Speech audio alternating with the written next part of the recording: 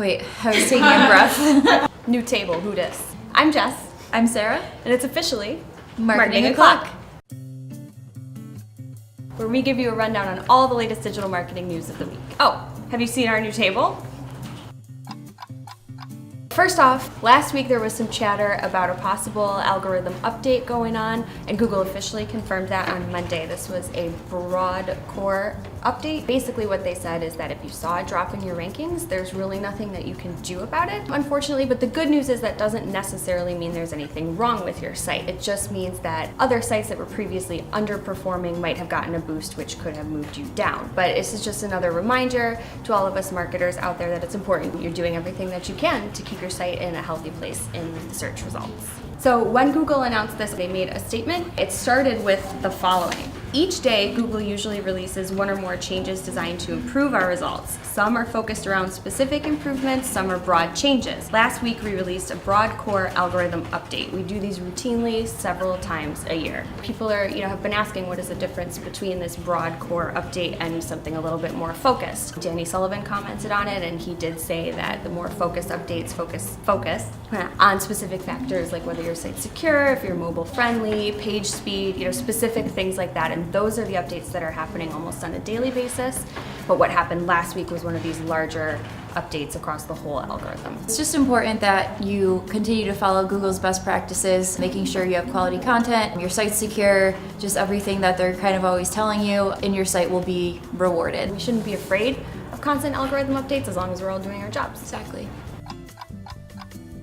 So on the paid side of things, something kind of cool this week that came out in AdWords, they released a feature in the new interface only. So if you're still using the old interface like I am, you're not going to be able to take advantage of this. If you're using the new interface, you may or may not have noticed that you can now add custom columns to your keyword and ad reports. It used to be that you could only do this at the ad group and campaign level, and you've been able to do that since I think like 2014. So what has been the big holdup on this new feature? Who knows, but I guess all the more reason to embrace change and load yourself up on the new AdWords interface. If you have custom columns in any reporting that you're doing on your campaign and your ad group stuff, that is not going to transfer over to the new interface. And speaking of the new AdWords interface, Google announced 5 new things at SMX West this week that also are either only in the new interface right now or are coming soon. So the first thing is that they expanded out the new custom intent audiences to YouTube. This means that advertisers can now reach their target markets based on keywords that they're searching on Google. The second one is the launch of TrueView for action ads. These kind of make a more robust ad aside from the typical TrueView ad that shows before a video, and it has a call to action button. You can add your logo, your business name. The third thing is that notes are coming to AdWords, which everyone, including us, is super excited about. It's very similar to annotations in Google Analytics, where you can note any campaign launches, any updates you made, and it's all right there, so you don't have to put your AdWords stuff in analytics or refer back to the change history or have your personal document. It's about to get easier. And this is especially good for people who have different managers that have access to AdWords versus analytics, because sometimes you don't have access to all the information you need. So having the notes right in there, I think, is going to be huge.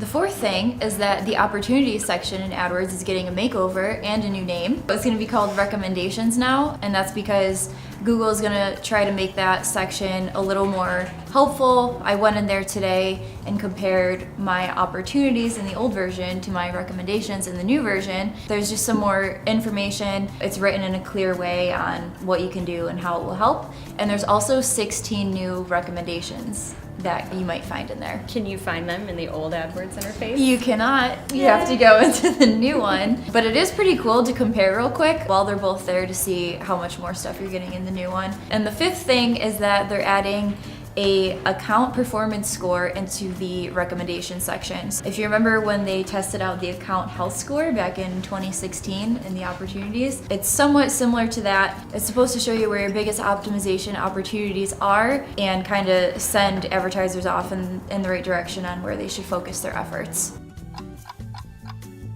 So I don't know about you, But when I'm looking at image search, what I want more than images is more information. Now you can have that. There's a new feature in Google Images. There's captions on the photo results now, which is super cool, but it is really nice because a lot of the image results I feel tend to be very similar, and it gives you more information maybe to help you click through to a site that you want to. The interesting thing about it though is that the captions on the images are driven by the title tag of the page. So I think it'll be really interesting to see how this pans out, just because a lot of pages have multiple images on them. Are they all super related to the description there? Who knows? We'll find out. Remains to be seen. Just for us as marketers, another thing to pay attention to, make sure that we're choosing relevant images for all of our pages, make sure that the title tag is descriptive and that you're not so marketing-y and wild in your title tags that it's going to look completely ridiculous paired up with an image. Focus on the user and everything should be fine. And that's it for this week's edition of Marketing O'Clock. Be sure to check the description below for links to all the cool stuff we've been talking about, and like and subscribe, do your thing, stay updated. Bye. Peking duck. Testing. Hot cabbage. Did you get your lashes done? I did. I did it. Who did?